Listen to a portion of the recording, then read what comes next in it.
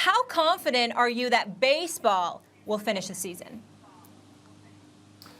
Not extremely, but I'm not as pessimistic as, say, the NFL, which I'm telling you right now, just take this to the bank, everyone. 0% chance the NFL crowns a champion, unless they radically change their plan. There will be no college football champion if they even play this year. I've told you that from the beginning. At least Major League Baseball looked and said, not even half a season. We'll play 60 games. We'll try and get through 60 games. And now they're talking about a bubble format for the playoffs. The Players Union has not been their own friends through this, I don't think.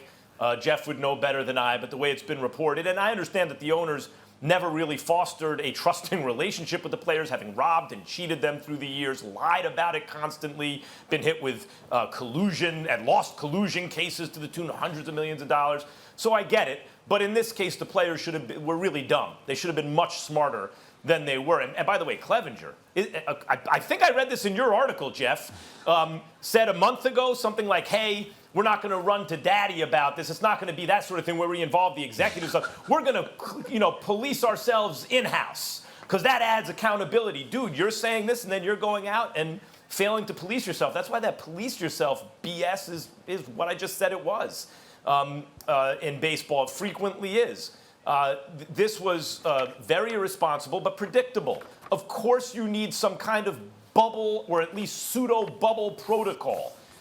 That said, Molly, to answer the question again, I don't think it's impossible that they finish because they're playing so few games compared to the normal schedule. They're jamming it in. They did things like 7 innings for doubleheaders, man on second, as soon as you're in extra innings.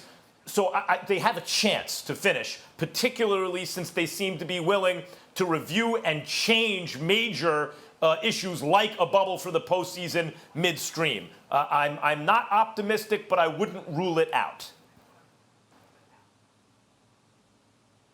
Go ahead, Jeff. Get in here. I want to make sure you speak first. Go ahead. I'll piggyback off you. Oh, I appreciate that, Stephen A. Listen, I just wanted to follow you up because I know you're going to go on one here. But I think a lot of what Max said really does make sense. And here's the problem with baseball when you get to the postseason. The reason that they are playing this year, guys, is because there's $1 billion+ to be made via television revenue in October. All of this is a prelude to the postseason.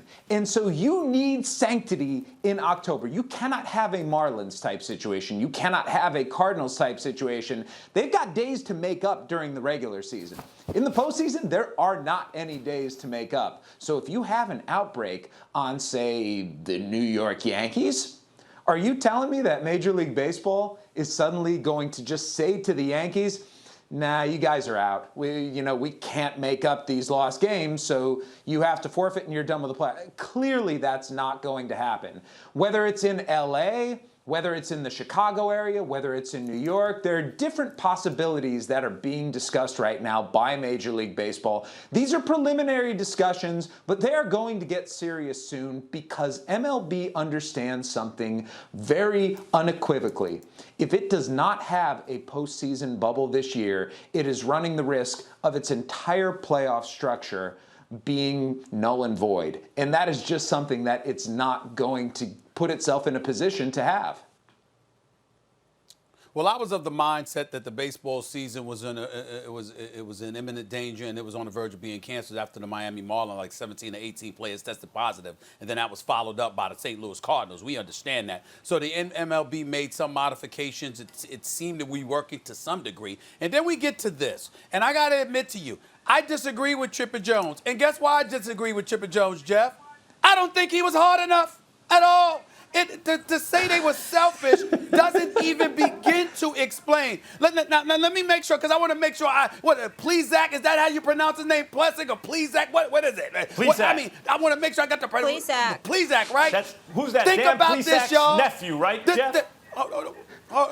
Who cares, Max? Who cares? That ain't the point. Here's the point. This brother is in his second year.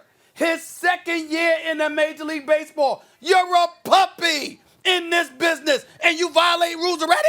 You just got here. You just got here. You have barely passed gas, and here you are breaking rules. And in the case of Clevinger, let's take this into account. This is your 5th year in Cleveland. To me, it wasn't even the fact that he violated protocol. He didn't tell a team, and he was around them. Mm-hmm. So you endangered everybody else. Do you know what I would want to do to him if I was one of his teammates and you unnecessarily endangered me with that nonsense? It's egregious what they did. There's no excuse for it. But it's believable and it's predictable. And here's why, Jeff, because I've said this on many occasions, and I'm going to say it again.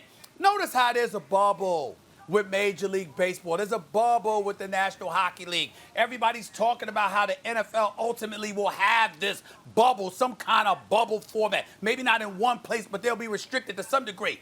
Major League Baseball players, however, always get to find a way, for the most part, not completely, but for the most part, to police themselves. Always last to the party. Steroids era, they last to the party. I mean, everybody, everything, the amphetamines, everything. It doesn't matter what you point to. Major League Baseball players have always been given a license and a latitude to operate as it pertains to policing themselves more so than any other league out there. And here they were again. It's a pandemic. This ain't some, oh, wait, we're not going to engage in brawls or fights or what. Oh, no. This is a pandemic, a virus that has ravaged the globe. All right, 25% of the cases out there in the United States, by the way. Okay, we get all of that. And Major League Baseball players, none of them medical professionals, mind you, sat up there and said, we got this. We ain't agreeing to a bubble. We want the freedom to travel. We shouldn't have to be restricted. Blah, blah, blah, blah, blah. The NBA players should be given profound credit for negotiating a deal that ensured their safety. They're making incredible, incredible sacrifices for the betterment of the league. Major League Baseball players, once again, thinking about themselves, and one of their own, 2 of their own, went rogue, and one of them just got into the damn league. Ain't that something?